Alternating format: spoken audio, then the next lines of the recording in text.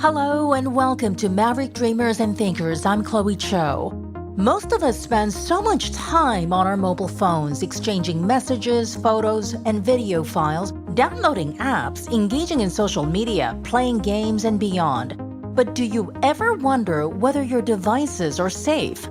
We tend to have the latest antivirus software installed on our laptops, but let our phones roam free in the cyber Wild West, while risks grow in an increasingly connected world where gadgets, appliances, and many other items are communicating amongst themselves via IOT or Internet of Things technology.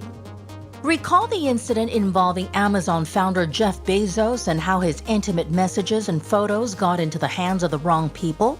The source of the problem was traced to a file that he downloaded from a known contact, none other than the Saudi Crown Prince Mohammed bin Salman via WhatsApp. The case goes to show how vulnerable we are to spyware and malware, given the extent of activity on our mobile phones. If so, what can we do to prevent our devices from getting hacked? Let's find out from cybersecurity specialist and cyber feminist Magda Celi, Managing Director of cybersecurity firm Responsible Cyber.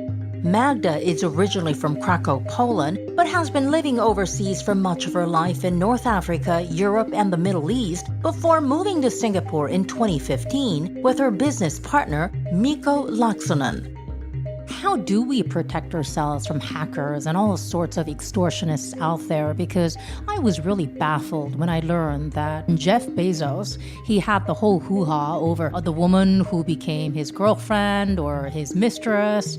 And there was so much scandalous affair emanating from these images, under-the-waist images. And it appears that it was, in fact, a WhatsApp from MBS, the Saudi Crown Prince. Of course you open it, especially if you had met him in person. What should we look out for when we open a message, when we open a file on WhatsApp, in our email accounts, or whatever that we receive? First of all, it's very important to understand that internet is not the real world. So that means that when we are using any network or technology, we actually do not know who we are talking to. And this is a very important point, because as I can see you, for example, today and know who you are, as over the network, on your computer, on your mobile phone, even if you think you're talking to someone that you know, that person might be someone else. And if that point is not understood by everyone who's using the technology, then we will still end up opening links, opening attachments, clicking on things that install spyware and malware or other malicious programs on our devices. Our statistics say over 600,000 Facebook accounts compromised every day. So imagine you have a friend who you have been chatting with, but at some point that particular contact over Facebook sends you a link and tells you, please click here on this link. You cannot trust the internet. You cannot trust what you see on the internet, because internet doesn't have the trust embedded, doesn't have security embedded. You always need to be on your guards. So if 600,000 Facebook accounts are compromised on a regular basis, that means that when all of a sudden somebody that we think we know, a former colleague, a relative, or whomever, if they all of a sudden get in touch with us out of the blue and say, hey, open this, then we should pay some precaution. Don't open attachment, don't click on random links. Especially if you're not expecting those. Another very similar case is on LinkedIn. So if randomly you receive a message, hey, I have seen your profile, I believe that you would fit in one of our confidential projects, please click on this link, that should actually raise some alert. Why someone randomly will send you over social media a confidential document from a client. Yeah, it really tickles our fancy whenever you have some emails saying, I am the only remaining descendant of this count of this royal family, the descendant of a billionaire, and we are happy to share our fortune with you, right? When something sounds too good to be true, it is. It is too good to be true. Alongside the 600,000 hacked Facebook accounts per day, hundreds of thousands of new malicious programs are created on a daily basis. Therefore, more than 1 billion malicious programs were registered in 2019, according to the AV Test Institute, an independent IT security research body. That is more than a twofold jump in just 4 years. If so, what can we do to better protect ourselves from malware, spyware, ransomware, and beyond? For a start, which chat app offers best encrypted private messenger service? Is there a way to know when you download something that spyware is infiltrating into your system? I would say currently we have so advanced tools around hacking and just spying tools that allow to be literally installed on devices with very minimal disruption. It might be very hard, especially on mobile devices. At least on the laptops and on the workstations, like we call it in the professional words, we can find ways. But again, is it 100% assurance? No, it is not. If we look at the statistics even, and this is something else that's very interesting, I think, for the common person on the street, thinking that whenever they have an antivirus, that will allow them to ensure that they do not have any viruses or any malwares, it's wrong. We have more than 250 or 300,000 new malicious programs, softwares that are created every day. Wow. What does it mean? It does mean that there is no tool in the world that can detect 100% of new malicious software. I own a Mac simply because I believe that it's going to protect me a little bit more than a PC. Is this just wishful thinking? This is actually a debate by so many users. I think there's a false sense of security. We tend to think that one brand might be more secure than the other. This is my personal opinion. I do think that there are certain controls that are embedded that are really good, that allows to mitigate or limit the attacks that happen on iOS or on Mac. However, if, for example, you have an Apple device and the device is what we call jailbroken, that means that you remove the manufacturer limitations, then do not expect any security at all. I would say anything could be installed. Additionally, when we are talking about those devices, usually, especially the mobile devices, usually the malicious software will not install itself by itself. So the end users or anyone, they install everything and anything. We see so many applications about beautify me, make me older, show me how my kids will look. And those do not actually ask you to pay as a user. Right. So how do they actually monetize that application? With data. So some of them might use it ethically, and therefore they ask you for consent. They anonymize the data. But what about the others? How do you know? You don't know, and that's the biggest mistake. So if someone needs to protect themselves online, the first thing is not to randomly trust anything that is out there. That's true. You've got 1.4 billion users of WhatsApp. You have all these other chat programs as well. You've got Line, you've got Telegram, you have WeChat. Are some chat apps actually more secure than the other? They are not all the same. Of course, it depends of why that particular application has been developed. One of the most commonly used by security professionals is Signal. Why? Because there are some security controls that are not present on WhatsApp. So again, it really depends on the application, depends who developed the application, the brand, etc., and the goals. How do we make sure that what we use, the messages that we send are secure? Should we simply go back to the days of SMS when you actually had to pay? I definitely wouldn't recommend that. First of all, if you use some old technology, there might be weaknesses and vulnerabilities in that technology that will expose you even more. So that is one.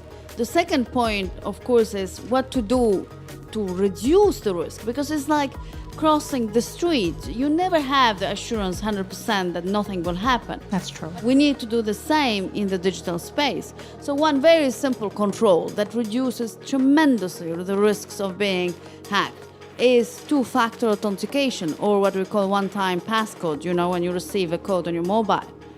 This is something that is mostly free, a feature that is available by all the biggest social media platforms. And guess what? People, one, do not know it, and two, they do not even enable it when they do know about it. So if you don't take the security seriously for yourself as an individual, then, how can you protect yourself from the attacks? It's very much more harder to hack an account that has two-factor authentication, especially in particular when you are using mobile applications to receive the OTP like Google Authenticator or similar. It's the user's responsibility to enable that to help protect themselves. Magda's business partner Mikko Laaksonen couldn't agree more. As responsible cyber's technical information security officer, Mikko explains that it's always a delicate balance between making things easy to use and ensuring its safety and security, especially when it comes to digital payments. Security is hard for many reasons. One is the technical part, and one is the part that comes within the business. Whatever you do and you try to sell it to people, if it's hard to use, then the people don't like it, they don't buy it, it will not become popular. That's true.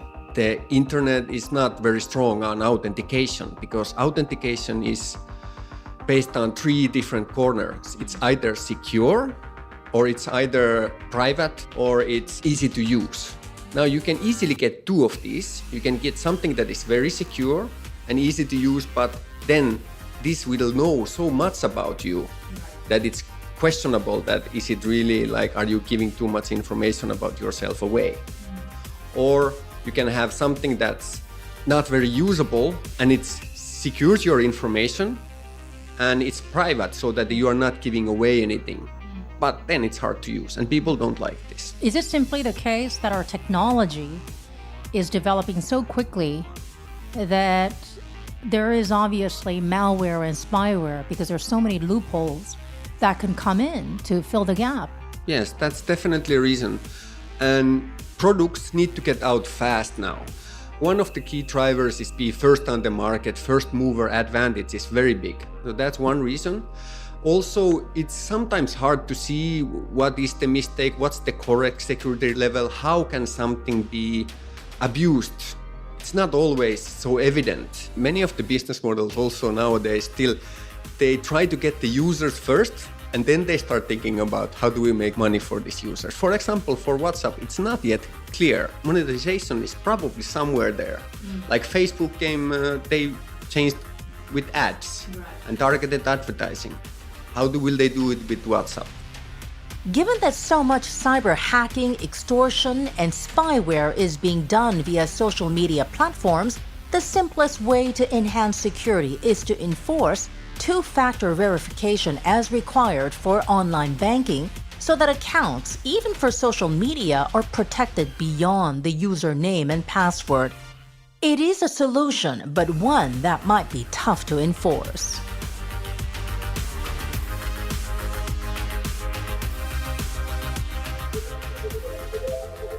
Do you think that social media accounts will go the way financial companies, banks, to eventually protect personal data, the two-step identification? Will they do that? I think it's a little bit hard for me to say yes.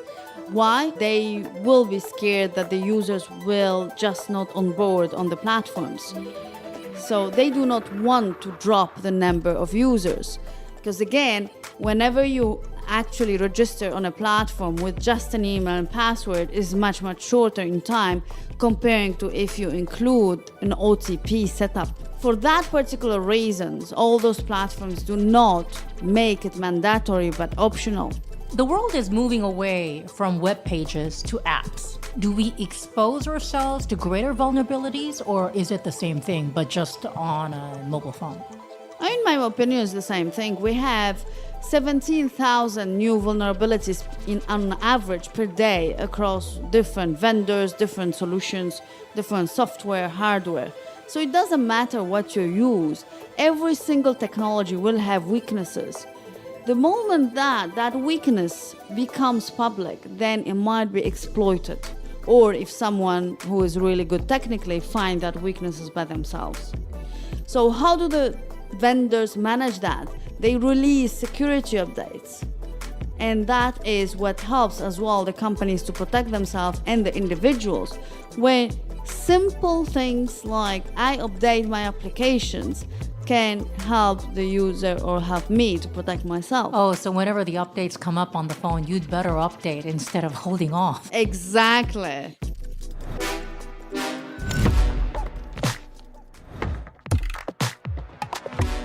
As fifth-generation technology promises to usher in an era of smart living, enabling everything from air conditioners and heating systems to coffee machines and ovens to communicate with each other, adding a dose of comfort and convenience to our lives, what are the cyber risks and vulnerabilities?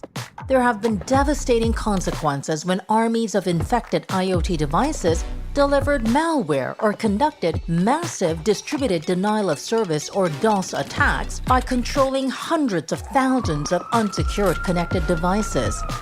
Such botnets have shot down a large portion of the internet, including Twitter, Netflix, CNN, and other major sites in 2016, as well as major Russian banks and the entire country of Liberia.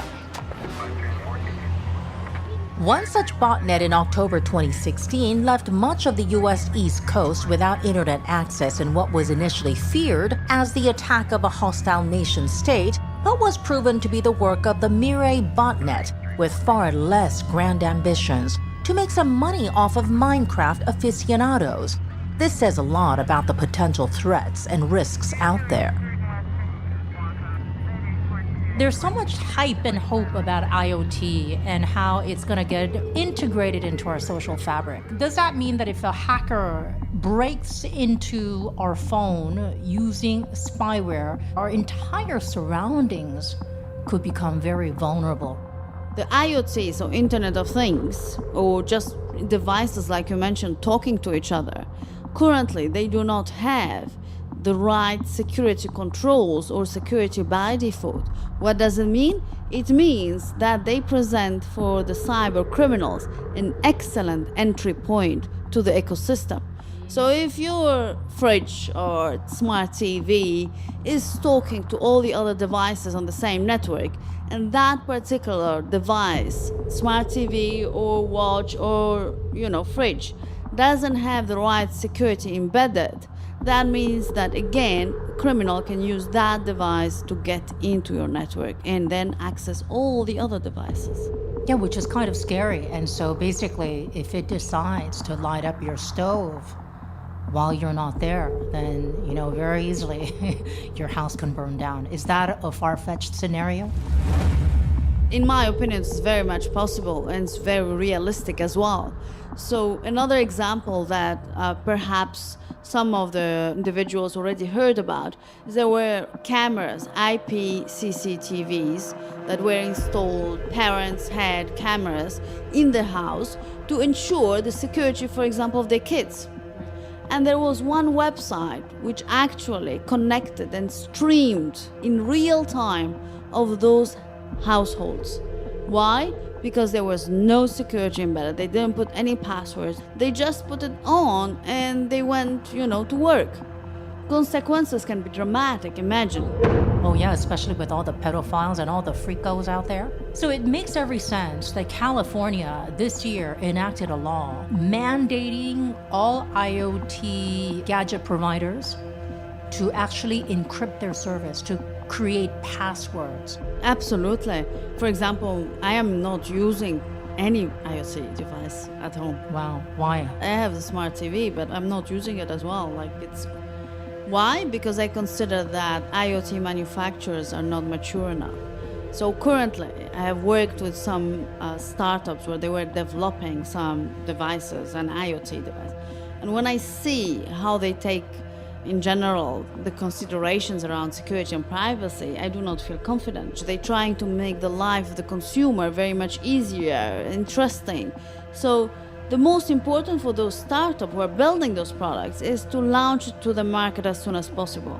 That means that they will not include very high budgets for the security and privacy. They will first market it. What should people who are gradually introducing IoT into their homes do to protect themselves? First of all, and the very important point, is to assess where do you buy from the IoT and what does that particular device have as controls, security controls. Do they offer you some features that allow you to increase the security? And this can be like the two-factor authentication or a password or things like that. If there is nothing and you need to connect a device to a network, that means that you're exposing yourself. And the consequences could literally come down to people accessing your device by installing some spyware, by sending you an SMS or WhatsApp or any message through any of the chat functions, and then eventually infiltrating through your homes without even having to break in. Absolutely, they don't need to break in. The moment that a device is connected to the network, you're vulnerable.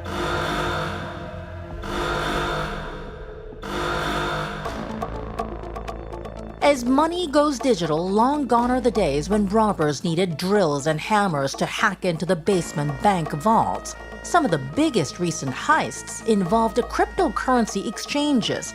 Cybercriminals hacked into the systems and took off with the equivalent of some $600 million worth over 2 incidents in Japan in 2018.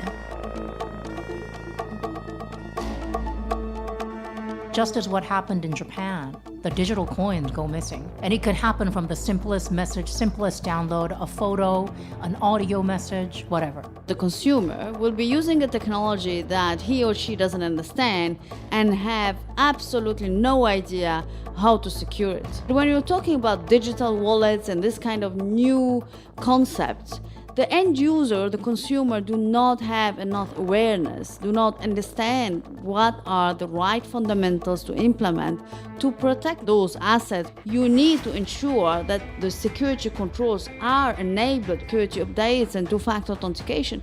They do not require any security background. Those are features that are very easily enabled on those platforms. It's the user that needs to take that action. There's a shared responsibility. As long as we do our homework, or we do what is given to us, we can ward off a lot, or at least most, of the potential hazards.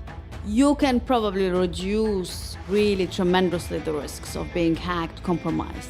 Will that completely reduce your risks? No. Take the example of your house, you close it. We are in Singapore, so it's very safe, but if we are in another country, even if you close it with several keys, it might not be enough to ensure that you are not being robbed. So my point here is that it will reduce, but if a company or an individual is really targeted, there are so many ways to get to your account. So there is several layers of defense that anyone should put in place. And those are just the main fundamentals that without those, actually, for sure, you have been already compromised. As financial services diversify from traditional banks to fintech startups that are driving change with innovative technologies, does the world face greater cyber risks? One thing is for certain. New types of attacks are emerging to take advantage of the digitalization of finance as vulnerabilities emerge from open APIs and digital payments. There's a big debate out there in terms of who's going to prevail in the world of banking. Is it going to be traditional banks that have incorporated digital banking, or is it going to be the super apps? Is it secure and safe to put your money with so-called super apps? They're doing everything. They're delivering food, they're offering you rides, they're providing everything. If I look at it from the European perspective, where kind of European Union has heavily regulated and licensed all areas where people's money are handled, especially tightly if you're doing it on behalf of someone. So I believe if these kind of super apps will come and will be so popular that, let's say, a huge portion of the money that runs the society will be there, then they will become so critical that they will be actually closing towards banks. The governments will be so concerned, they will start regulating there more heavily. Same kind of things that are now required from banks to ensure your assets will be then pushed also towards these cyber apps. And how do you protect yourself? Knowing that all that you do you bank with a traditional bank? How do you do it? First of all, I limit also always what I use. I use different devices. If I handle my banking, I have a tablet for it. I don't have anything else there. Ah, I see. So instead of just cramming everything into one device, because the more you download, the more vulnerabilities that you have. So when it comes to banking, you just have a specific tablet that is designed to handle that. Exactly. If I do internet payments, so I have one credit card that is reserved only for that. I don't use it anywhere else than for internet payments. Why? Because it has a certain balance which it can't be exceeded. So that's limiting my risk also. So it's not connected directly to my account where my salary, for example, goes. So no one cannot steal all my money even if they catch the number from somewhere from internet. You need some way to isolate the risk that for the things that are really important for you. Are fintechs equipped with the right protocols to ensure that they are safe, in your view? Singapore is a huge fintech hub. MAS, the Monetary Authority of Singapore, has set up a group of guidelines, and they are very clear and enforcing those guidelines for regulated businesses. That helps a lot to reduce the risks. However, will all the applications follow those MAS guidelines rigorously? Or will they actually regulate them? Because some of them, they consider that MAS do not apply to them. So the question is, how will the market mature? When you receive a WhatsApp message, when there's a download, let's say from your sister, from your relative, from somebody, a friend, are you suspicious? What do you do? I am suspicious. I'm suspicious of any kind of message that I receive on social media. If I wasn't expecting something like that, a file or a link, I will just ask directly over phone, did you send me something? Even a link? Yes, of course, especially a link. Because links can lead to download of malicious software or a phishing link or others. So especially a link, not only attachments. The second thing is that I disabled automated downloads on WhatsApp. So I don't have pictures that I receive from unknown numbers that are downloaded automatically, which happens. Limiting the number of applications that you use, limiting the number of software will reduce your risk. How large are financial scams, in your view? I mean, I was baffled to learn that you even have entire towns and villages that run businesses based on sextortion, for example. How large is the dark underground community, as far as you know, around the world? I can't give you exact numbers. The only thing that I can tell you is that it is increasing. And another scam that's related to this actually is the love scam. And that was very popular in Singapore even. So basically an account that is pretending to be someone and then starting to build a relationship with the victim. And after a certain time asking for some money, for example, to buy a flight, to come and visit, to sort out some money issues or whatever. And this has been actually on the rise during the last years. So again, how to protect yourself? You need to remember that you have no idea who's on the other side of the screen. That's one. The second very common scenario with companies is when a company receives an invoice that has been altered by a cybercriminal, where they change the bank account number from a legitimate vendor of that company to the cybercriminal's bank account number or mules or whatever. So the company ends up thinking that they're paying the real vendor, but they're actually sending the money to the cyber criminal. And that is a very popular scenario as well. And therefore, it's really important to adopt a sense of responsibility when we are just surfing online, when we are registering ourselves online on several platforms, not even checking where that platform is coming from. And of course, if something is free, you might ask yourself, so how am I paying for it? And you probably are paying with your data. As digital risks grow in a hyper-connected world, Magda and Miko have their work cut out as they travel extensively, often hacking into corporate systems to test out the vulnerabilities as part of what is called routine penetration testing.